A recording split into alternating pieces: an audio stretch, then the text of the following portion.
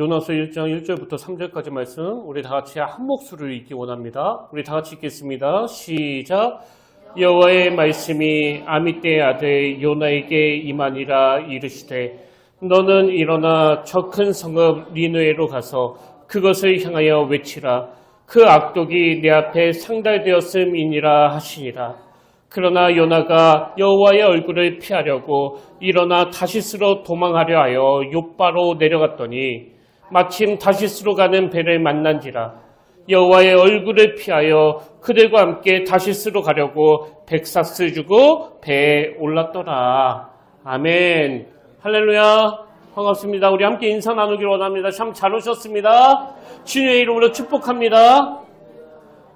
오늘도 하나님께서 예비하신 그 놀라운 신령한 은사들이 여러분 심령 가운데 가득가득 넘치게 되시기를 주님의 이름으로 축복합니다. 제가 이번에 이 요나서를 가지고 말씀을 풀어나가려고 준비하고 있는데요. 오늘은 그 서론격입니다. 하나님이 이 요나서 말씀을 통해서 우리에게 주시는 메시지가 참 많은데 이 요나서가 제일 먼저 말씀을 어떻게 시작하는가 하니까 1장 1절에 보십시오. 여호와의 말씀이 아미떼의 아들 요나에게 임하니라 이르시되. 저는 이 첫 시작이 굉장히 중요하다고 생각하는데요. 왜 그런가 하니까 구약의 선지서들을 보면 말씀의 패턴이 거의 다 이렇게 시작을 하거든요. 자, 요나서 바로 앞에 있는 오바댜 1장 1절을 보십시오. 오바댜의 묵시라 주 여호와께서 에돔에 대하여 이와 같이 말씀하시니라. 오바댜도 하나님의 말씀이 임하는 것으로 시작을 하고요. 그 앞에 있는 아모스도 마찬가지예요. 1장 1절 뒷부분을 보십시오. 아모스가 이스라엘에 대하여 이상으로 받은 말씀이라. 그리고 그 앞에 있는 요엘서 1장 1절도 부두의 아들 요엘에게 임한 여호와의 말씀이라. 이게 뭘 의미할까요? 선지자들은 자기 말을 전하는 사람이 아니라는 거예요. 선지자는 하나님의 말씀이 먼저 자기에게 임해야 되고 그 임한 말씀을 전하는 그게 선지자라는 거거든요. 근데 여러분도 잘 아시는 것처럼 그 당시 임하지도 않는 말씀을 전하는 그런 가짜 선지자들도 참 많았던 거 아닙니까? 그리고 이건 오늘 설교자들에게도 똑같이 적용되는 말씀이라고 생각하는데요. 여러분 설교자는요. 무엇보다도 말씀이 먼저 자기에게 임해야 돼요. 그리고 임한 말씀을 전해야 되는 겁니다. 그래서 임하지도 않았는데 임한 척하고 전하는 건 그건 전부 다 가짜예요. 몇 달 전에 그 목요일인가 금요일인가 제가 저녁에 자려고 누워 있는데요. 그 후배 한 명이 저에게 메일 하나를 보내줬는데 이런 요지의 내용이에요. 목사님, 제가 그 챗 GPT 인공지능에게 성경 본문을 주고 이걸 가지고 설교 한 편을 만들어라. 그렇게 시도해 봤더니 뭐 1초, 2초 만에 쭉 나왔는데 이 설교문이 바로 그 내용입니다. 제가 그걸 쭉 보니까요. 잠이 확 깨더라고요. 그 목사님 말로는 챗 GPT에다가 본문을 주니까 뭐 서론, 대지 1, 2, 3, 결론 너무나 짜임새 있는 뭐 여기에다가 살만 조금 붙여서 설교하면 되겠다 할 정도로 완벽한 설교가 나왔다는 거거든요. 제가 참 혼란이 오더라고요. 그리고 그 이후로도 인공지능은 뭐 훨씬 빠른 속도로 점점 발전하고 있는 거 아닙니까? 그래서 인공지능이 이렇게 빠른 속도로 설교문을 만들어내고 있고 또 이게 계속 발전해 간다면 그러면 인간 설교자인 나는 이 인공지능하고 어떤 차별화를 둬야 되지? 그런 생각이 들었는데요. 뭐 답을 찾는 데는 그렇게 오래 걸리지 않았습니다. 여러분 인공지능이 아무리 발달하고 또 발달해도요. 중요한 건 이 인공지능에게는 하나님의 말씀이 임하지 않는다는 거예요. 그래서 제가 요즘에는 이 1절 말씀을 저에게 적용해서 종종 이렇게 고백을 하거든요. 여호와의 말씀이 김의수 목사에게 임하니라 이르시되. 이게 인공지능하고 저하고의 결정적인 차이예요. 저도 하나님의 말씀을 사모하지 않고 그냥 주석 보고 뭐 참고 서적 보고 막 여기저기 베껴가지고 기승전 설교해버리면 그러면 뭐 인공지능 설교나 제 설교나 똑같잖아요.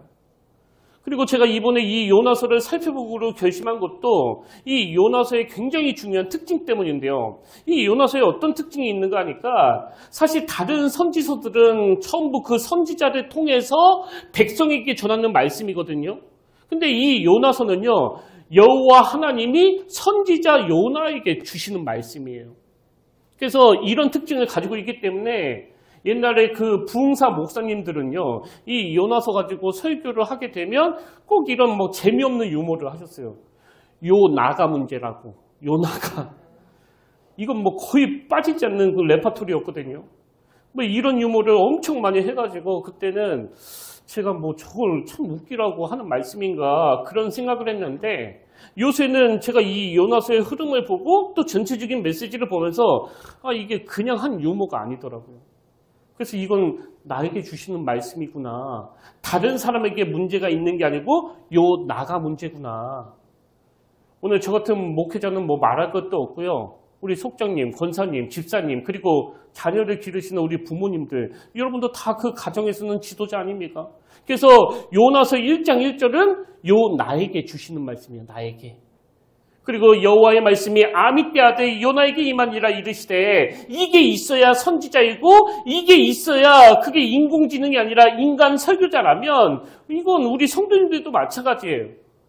저는 단언하는데요. 말씀을 사모하지 않는데 그 사람의 신앙이 성장하는 경우는 절대로 없습니다.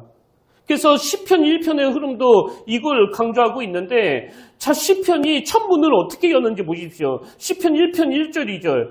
복 있는 사람은 악인들의 꾀를 따르지 아니하며 죄인들의 길에 서지 아니하며 오만한 자들의 자리에 앉지 아니하고 오직 여호와의 율법을 즐거워하여 그의 율법을 취하로 묵상하는도다. 이게 시편의 시작이에요.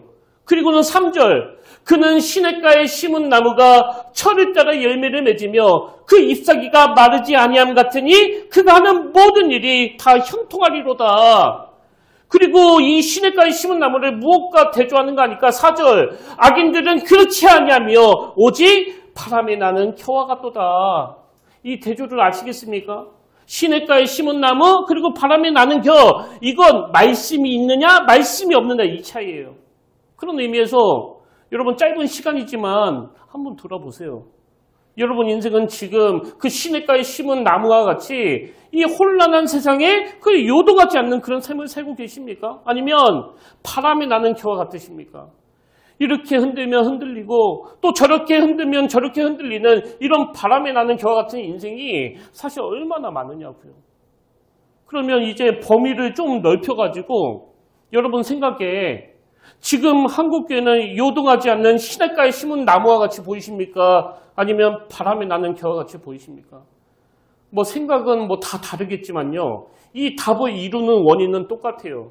그 교회가 아무리 화려하고 사람 많이 모이고 뭐 대단한 일을 한다 하더라도 말씀을 소중히 여기지 않고 그 말씀을 묵상하지 않으면 그 교회는요, 바람에 나는 겨와 같은 교회라는 거거든요. 그래서 우리가 이 요나서를 묵상하면서 어떻게 해서든지 간에 이 하나님의 말씀이에요. 이 말씀. 이렇게 하나님의 말씀이 요나에게 임했는데요. 어떤 말씀이 임했느냐? 놀라운 말씀이 임했습니다. 2절에 보십시오. 너는 일어나 저 큰 성읍 니느웨로 가서 그것을 향하여 외치라. 그 악독이 내 앞에 상달되었음이니라 하시니라. 여기 나오는 니느웨는 그 당시 초강대국이었던 그 아수르 제국의 그 수도인데요. 뭐 요즘으로 치면 미국 갔다 오라는 거와 좀 비슷할까요? 근데 이게 왜 놀라운 말씀인가 하면은 지금 하나님은 초강대국이면서 엄청 포악한 니느웨를 회개시키고 부흥시키고자 하는 그 놀라운 계획을 가지고 계시는 거예요. 그리고 더 놀라운 건 그 일이 요나를 통해서 이루어지기를 원하신다는 겁니다.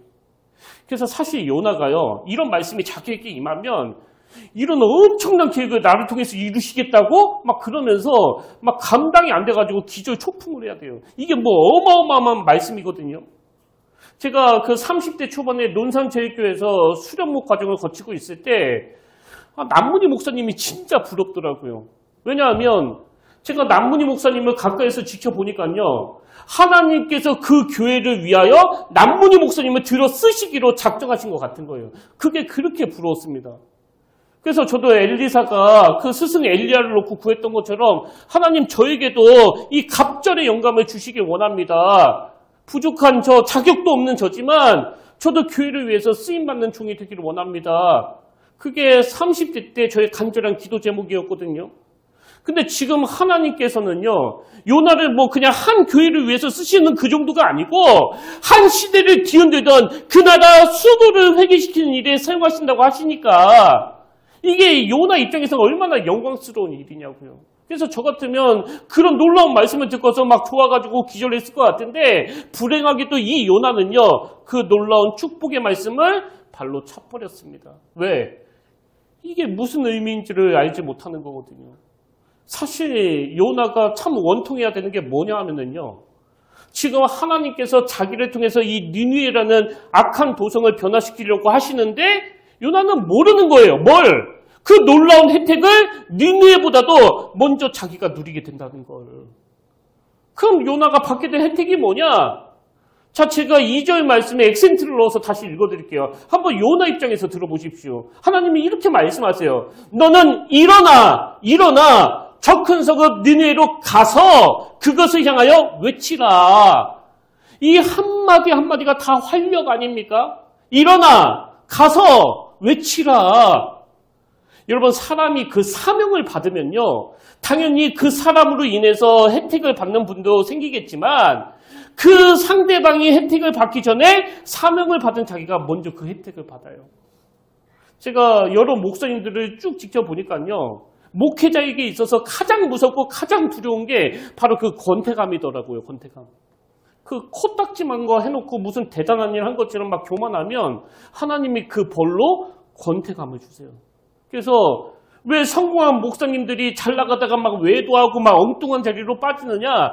제가 분석해 보면 항상 원인은 하나예요. 그 권태감 때문이에요. 무슨 칭찬을 들어도, 설교 잘한다 그래도, 교회가 부흥했다 그래도 거기에 별로 흥미가 안 생기니까 자꾸 그 눈을 돌리는 거거든요. 여러분, 이렇게 하나님 뜻 아래 살지 않으면요, 성공하는 그 모든 게 다 형벌이 되는 거예요. 세상 무서운 게 이 권태감이란 말이죠. 지금 제가 몇 주 동안에 좀 막 무리를 했는지 막 얼굴에도 막 뭐가 자꾸 나고 막 입안도 막 다 흘고 또 막 그 허리 통증 때문에 그 양반다리도 막 잘 못하고 막 안 아픈 데가 없는데요. 하나님이 이번 여름에 주신 사명이 막 저를 막 너무나 벅차게 하니까 그냥 제가 집에 있을 수 없겠더라고요. 그래서 이번 주에도 뭐 공휴일이건 뭐건 하루도 안 빠지고 교회 와가지고 하나님이 주신 이 사명과 관련된 막 책도 찾아보고 또 강의도 들어보고 제가 그런 시간을 가졌는데요. 사실 제가 하루 교회 안 나온다고 뭐라고 하는 사람이 있습니까? 없어요. 그래서 왜 하나님은 좀 쉬게 내버려 두시지 또 사명을 주셔가지고 저를 이렇게 힘들게 하시느냐고. 근데 여러분, 이 사명이 때때로 버겁고 막 힘은 들지만 저는 이게 너무 감사해요. 왜? 사명이 있는 한 내 인생에 권태는 없으니까. 권태감이 올 시간에 저는 차라리 자버려요. 무슨 그런 호사스러운 생각을 제가 하겠냐고요. 오늘 여러분에게 권태감이 찾아올 때, 그 마음의 무기력함이 찾아올 때 하나님은요, 오히려 사명을 주시면서 다시 일으켜 세우십니다. 요나에게 그 놀라운 사명을 주실 때에는 그 내면의 활력을 일으켜 주시기 위함이거든요. 근데 요나는 그 혜택을 니느웨 사람들도 받게 되지만 본인이 제일 많이 받게 된다는 걸 모르니까 이건 뭐 발로 착버렸습니다. 그게 3절이거든요. 그러나 요나가 여호와의 얼굴을 피하려고 일어나 다시스로 도망하려 하여 욥바로 내려갔더니, 제가 여기서 굉장히 묘한 말씀 하나를 발견했는데요. 이렇게 요나가 그 내면에 활력을 주는 하나님의 사명을 발로 차버렸더니 어떤 결과가 일어났느냐? 5절이 포인트인데 4절부터 읽어드릴게요. 여호와께서 큰 바람을 바다 위에 내리심에 바다 가운데 큰 폭풍이 일어나 배가 거의 깨지게 된지라. 사공들이 두려워하여 각각 차기의 신을 부르고 또 배를 가볍게 하려고 그 가운데 물건들을 바다에 던지니라. 그 다음 보세요. 그러나 요나는 배 밑층에 내려가서 누워 깊이 잠이 든지라. 이 대조가 좀 느껴지십니까? 이게 그냥 그 사건을 서술한 게 아니고요. 여기에 굉장히 함축적인 의미를 담고 있거든요. 하나님은 지금 일어나라는데, 하나님 지금 막 달려가라고 하는데, 이 불순종한 요나는 배 밑바닥에 가서 주저앉아 있는 거예요. 그리고 잠에 취한 거예요, 잠에. 이게 무기력 아닙니까? 그런 의미에서 오늘 여러분 중에 이 요나처럼 침체에 빠져 계시는 분, 배 밑층에 내려가서 깊이 잠든 것 같은 그런 분 계세요? 아니면 권태감에 빠져가지고 자꾸 엉뚱한 데 눈이 가는 분 계세요? 지금이야말로 요나서 1장 2절에서의 이 하나님의 말씀에 필요할 때예요. 일어나라, 가라, 이 사명을 네가 감당해라.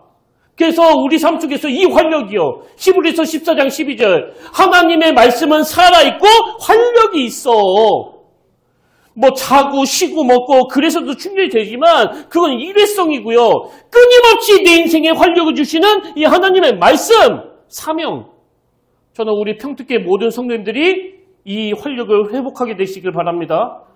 그래서 지금 교회를 위해 또 예배를 위해 이 모양 저 모양으로 섬기고 수고하시는 우리 성도님들이 연말에 한 해를 결산해 봤더니 그 혜택을 내가 다 받았네. 내가 속장으로 우리 성도님들을 섬겼더니 내 삶에 활력이 생겼네. 모든 무기력함이 다 사라졌네. 이걸 꼭 맛보고 경험하시기를 주님의 이름으로 축복합니다. 가만히 있는다고 활력이 생긴 게 아니거든요. 그런 의미에서 저는 오늘 서론격으로 그럼 요나는 어쩌다가 이 복된 것을 발로 차버렸나? 어쩌다가 이 불순종의 자리에 빠지게 됐나? 이게 왜 중요합니까? 우리도 언제든지 이런 어리석은 자리에 빠질 수 있거든요. 그래서 이 두 가지 불순종의 원인을 우리 삶에도 한번 적용해 보시면서 같이 살펴보기를 원하는데요. 자, 첫째로 언제 우리가 요나처럼 하나님의 말씀에 불순종하게 됐느냐? 상한 감정이 치유되지 않을 때예요. 상한 감정이 치유되지 않을 때. 제가 앞에서 이 니느웨에 있는 아수르 제국의 수도라고 말씀을 드렸는데요. 요나 입장에서 아수르는 자기 민족에게 원수나라예요. 엄청 집요하게 괴롭혔거든요. 우리도 그 일제강점기를 경험했기 때문에 뭐 어느 정도는 이 요나의 마음을 이해할 수 있잖아요. 우리가 1945년도에 해방이 돼가지고 우리가 벌써 광복 80주년이 됐는데 여러분도 잘 아시지만 지금도 뭐 야수쿠니 참배라든지 뭐 군함도, 사도광산, 뭐 위안부 이런 문제들이 아직 청산이 안 돼가지고 우리 국민들이 가지는 그 일본에 대한 감정은 뭐 여전히 안 좋은 거 아닙니까? 그래서 뭐 여자분들 같은 경우는요, 그 뭐 야구 룰도 모르고 뭐 축구 룰도 모르는데 뭐 한일전만 한다고 그러면 일본은 이겨야 돼 그러면서 보시는 거거든요. 이렇게 오래가는 게 민족 감정이라면 지금 요나의 심정이 뭐 충분히 이해가 돼요. 그래서 요나는 자기 나라를 그렇게 집요하게 괴롭힌 그 원수 나라가 하나님의 심판을 받는 게 옳다고 생각하는데 하나님은 그들을 용서해 주시겠다고 그들을 부흥시켜 주시겠다고 그러니까 이게 용납이 잘 안 되는 거예요. 근데 여러분 우리가 심정적으로 이 요나의 마음이 이해가 되지만 여기에 무서운 진리가 있는데요. 제가 오늘 본문에 보니까 이 요나 내면에 있는 아수르를 향한 이 용서하지 못하는 상한 감정이 그 아수르를 망하는 게 아니라 요나 자신의 영적 침체로 몰고 가더라는 거예요. 뭐 이 위에 살펴보면 아시겠지만 요나 내면에 있는 용서하지 못하는 그 상한 감정이 자기를 얼마나 그 괴로운 자리로 빠뜨리느냐고요. 그래서 여러분 용서는요. 상대방을 위해서도 애를 써야 되지만 용서는 자기 자신을 위해서 하는 거예요. 뭐 저도 여기 평택에 올라오고 나서 지금까지 정말 절박한 마음으로 구하는 게 이거거든요. 하나님, 우리 평택교회 성도님들 중에 제가 미워하는 혹은 저를 미워하는 사람이 단 한 명도 없게 해주시기 원합니다. 그리고 그런 적은 없지만 도저히 용서가 안 되는 그런 경우에는요. 하나님이 임시 조치로 내 마음에서 그 사람을 좀 내보내달라고 그렇게 기도를 해요. 왜? 제가 이 중에 한 사람이라도 미워하게 되면 마귀는 여기에다가 둥지를 틀거든요. 둥지를. 그러면 어떻게 말씀이 전해지겠냐고요. 아마 경험해 보신 분들은 다 아실 거예요. 제가 하나님의 말씀을 묵상하고 주신 사명을 묵상해야 되는데 계속 그 미운 사람을 묵상하게 되면요. 참 이상하게도 제 마음이 후련한 게 아니고요. 그분을 향한 분노가 막 점점 쌓이는 걸 느끼거든요. 이건 부부 사이에서도 마찬가지 아닙니까? 남편이 출근하면서 그 마음에 상처되는 말 한마디 던지고 유유히 사라지고 나면 그 남편이 올 때까지 계속 그 말을 묵상하게 되잖아요. 집에서 계속 그 말을 곱씹으면서 어떻게 복수하지? 어떻게 상처 주지? 그래서 퇴근하면 또 2차 대전이 벌어지는 거 아닙니까? 여러분 다시 말씀드려요. 용서는요. 상대방을 위한 것이기도 하지만 내 영혼을 위한 거예요. 오늘 말씀에서 우리는 요나 내면의 그 치유받지 못한 상한 감정이 요나로 하여금 영적 침체로 몰고 갔다. 이 원리를 절대로 놓치면 안 됩니다. 근데 여기서 한 가지 우리가 한번 생각해 볼 게 있는데요. 여러분, 만약에 요나가 원했던 것처럼 하나님의 성품이 막 바로 응징하시고 바로 징계하시고 절대로 용서하지 않으시는 그런 성품이시라면 아수르가 심판받기 전에 요나가 먼저 죽는 거 아닙니까? 아니, 그 선지자라는 놈이 어떻게 내 명령에 불순종하느냐고. 그래서 그 지도를 보면 요나가 하나님이 가라고 명령하신 그 니니에 정반대 방향으로 가는데 뭐 이게 뭐 실수로 가는 게 아니잖아요. 오늘 본문 3절에도 보면 2번이나 대놓고 여호와의 얼굴을 피하려고, 여호와의 얼굴을 피하여, 이렇게 요나가 의도적으로 불순종했다고 피력하는데 지금 요나가 모르는 게 뭐예요? 요나는요, 하나님이 자기 나라의 원수 그 아수르를 용서하시는 걸 용납하지 못해서 불순종했지만 그 하나님의 성품 때문에 자기가 살았다는 걸 모르는 거예요. 그래서 우리는요, 자꾸 용서하려고 애쓰기보다는 이 용서의 동력을 제공해 주시는 하나님의 긍휼하심, 그 십자가 은혜에 대한 감격을 회복해야 돼요. 제가 자주 인용하는 로마서 5장 6절, 우리가 아직 연약할 때, 또 로마서 5장 8절, 우리가 아직 죄인 되었을 때 그리스도께서 우리를 위하여 죽으심으로 하나님께서 우리에 대한 자기의 사랑을 확증하셨느니라. 이 감격이 회복돼야 설교가 살고, 이 감격이 회복돼야 용서가 가능해지는 거거든요. 그런가 하면 두 번째로 이 요나가 하나님 말씀에 불순종했던 이유가 하나 더 있는데요. 그게 뭐냐니까 자기 생각이 너무 강해서 그래요. 자기 생각이. 그래서 언제 우리가 영적 침체에 빠지고 언제 우리가 불순종의 자리에 빠지느냐, 자기 생각이 너무 강할 때예요. 앞에도 말씀드렸지만 여러분, 지금 요나는 왜 하나님께 화가 나 있는 거예요? 아니, 하나님은 공의의 하나님이시라면서 왜 저 불의한 악수를 그냥 내버려 두시느냐고. 이게 공의 맞습니까?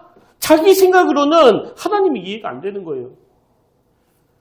그러고 보면 이 시대 사람들이 가지고 있는 하나님에 대한 분노가 다 이런 거 아닙니까? 아무리 생각해도 내 생각이 옳으니까 하나님을 거부하는 거거든요. 저는 요즘에 그 프로야구 중계를 보면서 은혜를 막 진짜 많이 받고 있는데요. 여러분도 아시지만 지금은 우리나라가 그 비디오 판독이라고 이제 선수가 자기 생각에 좀 억울하다 싶으면 이렇게 네모를 그리잖아요. 그래서 그 장면을 다시 비디오로 보면서 정밀하게 분석해가지고 그 선수들의 억울함을 풀어주는데요. 제가 가만히 보니까 경력이 오래된 프로 심판인데도 잘못 판정할 때가 뭐 생각보다 많더라고요. 아웃을 세이프라고 하고 세이프를 또 아웃이라고 그러고. 그래서 제가 그걸 볼 때마다 드는 생각이, 이런 비디오 판독이 없었을 때 경기했던 옛날 선수들은 뭐 다 화병 걸려서 죽었겠다. 그 선수들은 얼마나 억울했겠냐고요. 나는 분명히 세이프인데 아웃이라고 그러면 이걸 어떻게 증명할 수도 없고. 여러분, 이렇게 인간은요, 아무리 코앞에서 봤다고 하더라도 이건 분명히 아웃이다 그래도 잘못 판정할 수 있는 게 인간이 가진 연약함이에요. 요나는 이걸 모르는 거 아닙니까? 그래서 내 생각이 무조건 맞다고. 그리고 또 제가 흥미로운 게 하나 더 있는데요. 지금 우리나라 프로야구는 스트라이크, 볼, 이 판정을 그 인공지능이 하잖아요. 그래서 그 심판이 귀에다가 그 리시브를 이렇게 꽂아서 인공지능이 이건 스트라이크다, 이건 볼이다, 이건 뭐 다 가르쳐 주는데, 이걸 신학 용어로요, 그 직통계시라고 그럽니다. 직통계시라고. 뭐 웃기려고 한 말인데 너무 진지하게 받아들여갖고 바로바로 말씀을 주시는 거죠. 그래서 제가 그 심판을 볼 때마다 주일날 설교할 때 하나님이 저렇게 말씀해 주신다면 내가 주중에 좀 편할 텐데, 이런 생각을 하는데요. 제가 참 흥미롭게 생각하는 게 뭐냐 하면, 옛날에 사람 심판이 이 스트라이크 볼 판정을 할 때에는 그 선수들의 항의가 종종 있었거든요. 어떤 선수는 막 열받아가지고 야구 방망이를 던지기도 하고, 또 어떤 선수는 막 이게 수용이 안 되니까 그 헬멧을 막 집어 던지기도 하고 그랬는데, 인공지능이 심판을 보고 나서는 참 아이러니한 게 선수들의 항의가 한 건도 없다는 거예요. 한 건도. 왜 그런 거예요? 모든 선수들이 이 인공지능을 신뢰하기 때문이거든요. 그래서 제가 깨달은 게 뭐냐? 우리가 어떤 사람을 신뢰한다면 승복도 할 수 있는 거구나. 그리고 우리가 어떤 말에 승복한다면 그 사람을 신뢰하는 거구나. 제가 남문희 목사님 밑에서 수련목 과정을 보내고 있을 때 저 스스로 생각하는 훈장이 있는데요. 그게 뭐냐면 수련목 기간 동안에 남 목사님이 저에게 뭘 시키시는지 간에 저는 단 한 번도 거절한 적이 없다는 거예요.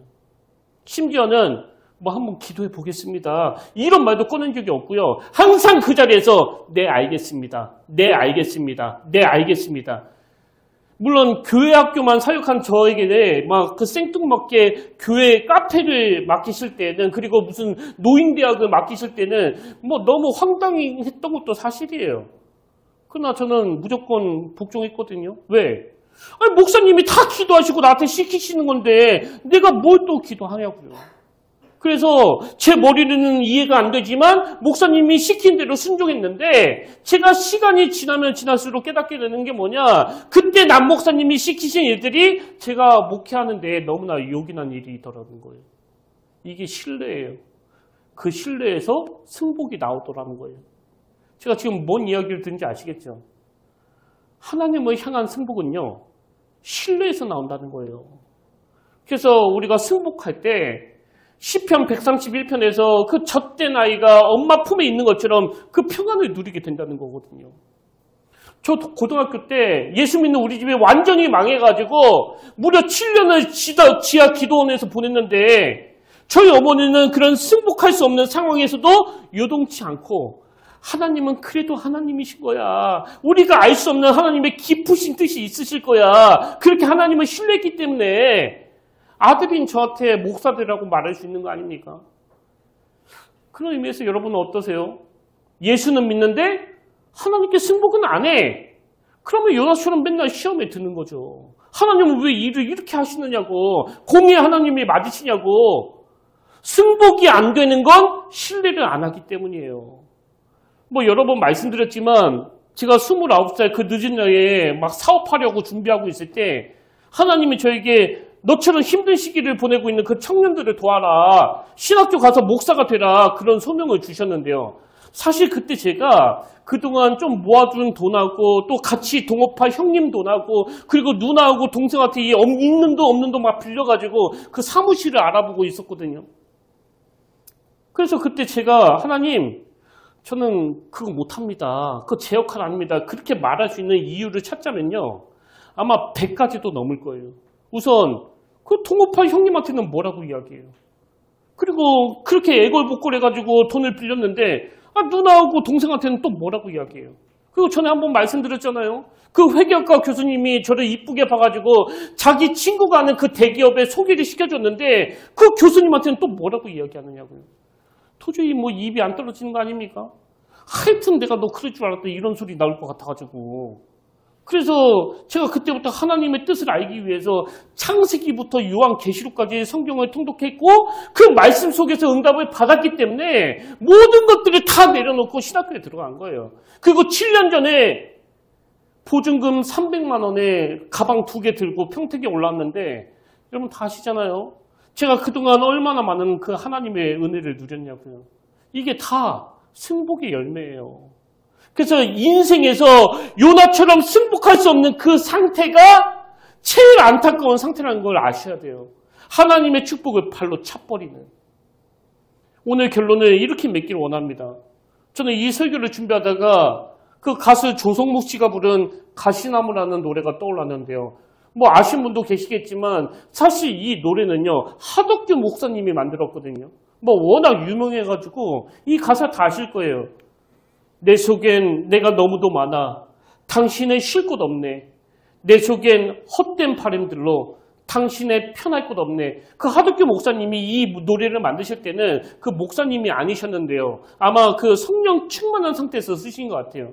여기 내 속에 내가 너무도 많아 당신의 쉴 곳 없네 할 때 여기서 말하는 당신은 하나님이에요. 하나님. 내 속엔 내가 너무도 많아 당신의 쉴 곳 없네. 내 속엔 헛된 바람들로 당신의 편할 곳 없네. 내 속엔 내가 어쩔 수 없는 어둠, 당신의 쉴 자리를 뺏고 내 속엔 내가 이길 수 없는 슬픔, 무성한 가시나무 숲 같네. 이 노래가 예전에 그 엄청난 그 폭발적인 인기를 누렸잖아요. 사람들이 왜 이렇게 이 노래를 좋아했을까 제가 생각해 보니까요. 모든 현대인들에게 이 노래는 내 얘기인 거예요. 내 얘기. 내 속에 내가 너무나 많아. 나는 생각이 너무 복잡해. 난 머리가 터질 것 같아. 그래서 가시나무 숲 같아. 그랬더니 그 다음 가사를 보니까 바람만 불면 그 메마른 가지 서로 부딪히며 울어대고, 저는 왜 이 가사를 보는데 극심한 갈등으로 저를 찾아온 그 부부가 떠오를까요? 사랑해서 결혼했는데 남편과 아내가 생각이 너무 많은 거예요. 그리고 자기 주장이 너무 강하니까 상대방을 막 찌르는 거거든요. 바람만 불면 그 메마른 가지 서로 부대끼며 울어대고, 쉴 곳을 찾아 지쳐 날아온 어린 새들도 가시에 찔려 날아가고. 그래서 저는 기도하고 또 기도해요. 하나님, 오늘 그래도 말씀을 듣고 힘 얻겠다고 찾아온 우리 성도님들을 제가 찌르지 않기를 원합니다. 제가 상처 주지 않기를 원합니다. 왜? 쉴 곳을 찾아 이 자리에 나왔는데 저의 복잡한 생각이 여러분을 찌르면 안 되잖아요. 저는 그런 일이 없기를 바라거든요. 바람만 불면 외롭고 또 괴로워 슬픈 노래를 부르던 날이 많았는데 내 속엔 내가 너무도 많아서 당신의 쉴 곳 없네. 여러분, 이게요, 사실 요나 이야기예요. 요나 이야기. 하나님이 엄청난 사명을 주시는 게 요나에게 희생이 아니라 요나를 너무나 사랑하셔서 그 내면을 회복시키기 위한 일인데, 그 치유되지 않는 내면의 상처로 놀라운 사명을 발로 차버리고 그 배 밑바닥에 처박혀 나중에 그 안 믿는 성장에게 꾸지람을 듣고 있는 이 선지자의 비참함. 저는 이게 오늘 저와 여러분의 모습이 아니길 바랍니다. 그러려면 어떻게 해야 된다고요? 내 생각을 줄여야 돼요. 내 생각을. 그리고 내가 동의가 되지 않는다 하더라도, 내 머리로는 뭐 이해가 되지 않는다 하더라도 선하신 하나님을 신뢰하면서 그분의 말씀에 무조건 승복하는 거예요. 아까 말씀드렸잖아요. 돌인지 그 스트라이크인지 인공지능이 판단하는데도 그 기계를 승복하니까 항의를 안 하더라니까요. 하나님이 그 기계만도 못한 분입니까? 머리 굴리고 계산해보고 다 해보셨잖아요. 이게 항상 우리에게는 자승자박이에요. 자승자박. 저는 이번 2학기 우리 평택교회 모든 성도님들이 하나님께 승복하길 원합니다. 이제 배 밑바닥에서 자고 있는 그 영적 침체에서 깨어나길 원합니다. 그럴 때 그 순종이 상대방을 회복시키는 재료도 되겠지만 그 전에 내가 먼저 회복이 되고 치유가 되고 내 모든 권태가 사라지고 내 안에 다시 활력이 살아나는 것을 맛보게 될 줄로 믿습니다. 그걸 날마다 맛보면서 신앙생활 하시는 우리 평택교회 성도님들 되시기를 주님 이름으로 축원합니다. 그래서 지난주에 불렀던 이 찬양을 오늘 한 번 더 부르기를 원하는데요. 저는 이 가사를 보면 아버지 하나님의 마음이 너무 와닿아요. 내 백성이 나를 떠나 돌아섰지만 내 사랑이 내 백성을 포기 못하니, 그 다음에도 보니까 모든 것 내어주고, 이 십자가 내 모든 것 내어주고 나 그들을 얻으리라. 제가 생각하는 이 찬양의 포인트는요, 이거예요. 그 다음에 하나님의 사랑을 쭉 설명하고는 사랑은 절대 지지 않네. 하나님의 사랑은 절대 지지 않기 때문에 제가 오늘 이 자리에서 서 있는 거고요. 여러분이 또 이 자리에 와서 힘을 얻으시는 거거든요. 오늘 말씀을 한번 쭉 정리하시면서 우리 이 찬양을 같이 한번 불러보시면 좋겠습니다.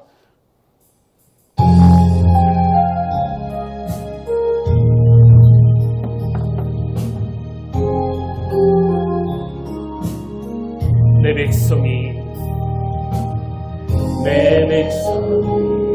나를 떠나 돌아섰지만 내 사랑이 내 백성을 포기 못하니 내 모든 것 내려주고 나 그들을 얻으리라. 여호와께 돌아가자. 우린 돌아서고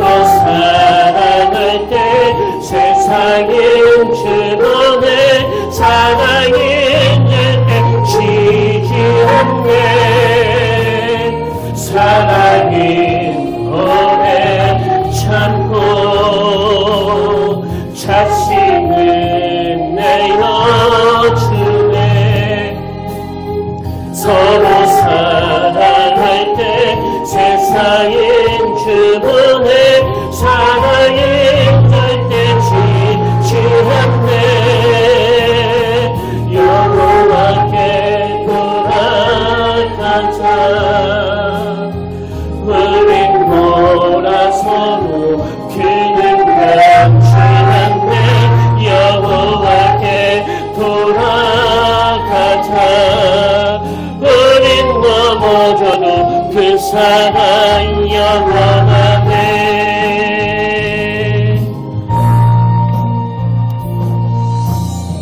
허무한 시절 지날 때 깊은 한숨 내쉴 때 그 나쁜 영 보시며 탄식하는 그의 그와 같이 너희를 버려두지 않으니 내가 너희와 영원히 함께하니. 성령이 오셨네, 성령이 오셨네, 성령이 오셨네. 내 측에 보내신 성령이 오셨네. 우리 인생 가운데 주님 찾아오셔서 그 나라 꿈꾸게 하시네. 억눌린 자 갇힌 자, 억눌린 자 갇힌 자, 자유함이 없는 자, 피난처가 되시는 성령님 계시네. 주영이 계신 곳에 천자유가 있다네. 진리의 영이신 성령이 오셨네. 아멘. 성령이 오셨네, 성령이 오셨네. 내 주에 보내신 성령이 오셨네. 우리 인생 가운데 주님 찾아오셔서 그 나라 꿈꾸게 하신 성령이 오셨네. 성령이 오셨네, 성령이 오셨네. 내 주에 보내신 성령이 오셨네. 우리 인생 가운데 주님 찾아오셔서 그 나라 꿈꾸게 한 성령이 오셨네. 성령이 오셨네, 성령이 오셨네. 내 주에 보내신 성령이 오셨네. 우리 인생 가운데 주님 찾아오셔서 그 나라 꿈꾸게 한 성령이 오셨네. 성령이 오셨네, 성령이 오셨네. 내 주에 보내신 성령이 오셨네. 우리 인생 가운데 주님 찾아오셔서 그 나라 꿈꾸게 하시네. 아멘. 살아계신 하나님 아버지, 이 말씀은 요나 같은 나 자신에게 주시는 말씀인 줄로 믿습니다. 내 속에는 가시나무처럼 내 생각이 너무 많고 내 주장이 너무 강하고 또 치유받지 못한 그 상한 감정들이 막 뒤섞여 있어서 하나님의 명령에 순종하지 못할 때가 많습니다. 그러나 오늘 하나님이 사명을 주시는 건 내 안에 활력을 주시려는 그 기쁘신 뜻이 있음을 깨닫게 해주셨사오니 우리가 때때로 요나처럼 내 생각과 내 감정에 사로잡혀서 배 밑바닥에 처박혀 자고 싶을 때마다 일어나 가서 외치라는 이 놀라운 말씀이 들려지게 하시고 그것이 우리 인생을 바꾸는 말씀이 되도록 일하여 주시옵소서. 그런가 하면 오늘 우리 모두에게 하나님을 향한 그 전적인 신뢰가 회복되기를 원합니다. 이번 주 작은 명령에도 그 믿음으로 승복할 때 내 안에 새 힘을 부어주시는 그 하나님을 경험하게 하셔서 사명 감당의 기쁨을 누리는 축복의 통로가 되는 활력을 되찾는 믿음의 성도님들 다 되게 하여 주시옵소서. 그 은혜 길로 인도하여 주실 주님을 신뢰하며 감사드리옵고 이 모든 말씀 사랑이 많으신 예수님 이름으로 기도드립니다. 아멘. 이제 우리 다 자리에서 일어나셔서 파송 찬양으로 교회여 일어나라 이 찬양 함께 부르고 축도로 예배를 마무리하기를 원하는데요. 여러분 이 찬양 부르실 동안에 여러분 내면의 그 모든 영적 침체는 사라지고 하나님이 주시는 그 활력이 다시 넘치게 되시기를 주님 이름으로 축복합니다.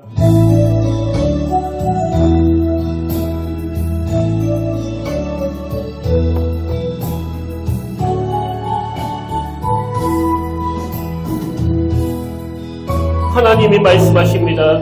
교회여 일어나라. 교회여 일어나라.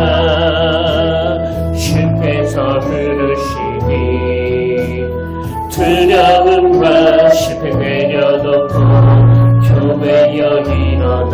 교회여 일어나라. 교회여 일어나라. 주께서 보내시니 우릴 부르신 삶의 자리에서 교회여 일어나. 우린 세상의 빛, 우린 세상의 빛. 하나님의 편지 주의 교회 통해 세상이 즐거우리라. 일어나라 아버지 사랑이로 아버지 능력으로 서로 하나 되어 그 빛을 비추라. 노래하라 아버지의 사랑을 아버지의 크심을 이 삶의 노래로 주님을 나타내라. 일어나라. 우리 한 번 더 고백하기 원합니다. 교회여 일어나라. 교회여 일어나라. 주께서 부르시니 두려움과 실패 내려놓고 교회여 일어나라. 교회여 일어나라. 교회여 일어나라.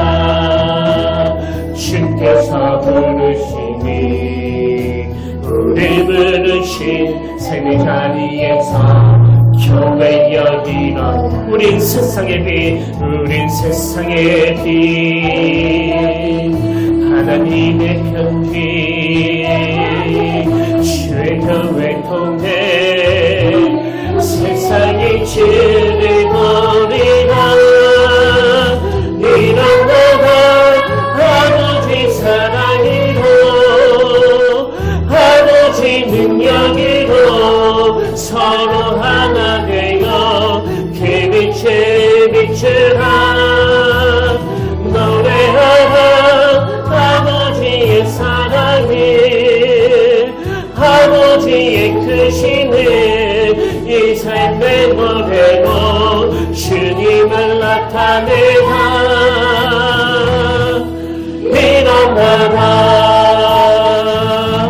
일어나라 일어나라.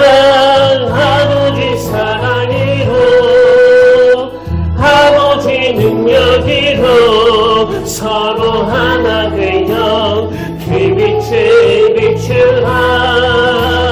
노래하라 아버지의 사랑을 아버지의 크심을 이 삶의 노래로 주님을 나타내라. 일어나라. 아멘.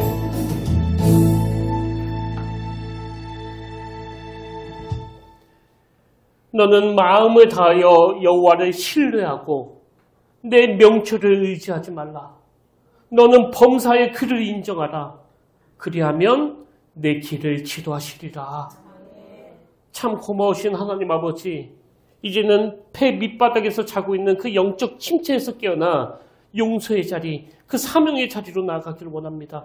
이번 주 하나님의 말씀이 내 머리로는 다 이해되지 않는다 하더라도 주님을 신뢰함으로 그 순종의 발걸음을 내딛게 하시고 그것이 내 삶 속에서 얼마나 큰 은혜와 유익이 되는지를 풍성히 맛보도록 역사하여 주시옵소서. 이제는 우리 주 예수 그리스도의 은혜와 하나님 아버지의 탐없는 사랑과 성령님의 감동, 감화, 위로, 교통, 충만하심의 역사가 오늘 말씀 마음에 담고 내 안에 활력을 되찾기 위하여 주신 사명에 순종함으로 반응할 것을 결단하며 다짐하며 예배하는 모든 주의자들 머리 위에 지금부터 영원토록 함께 하시기를 간절히 축원하옵나이다.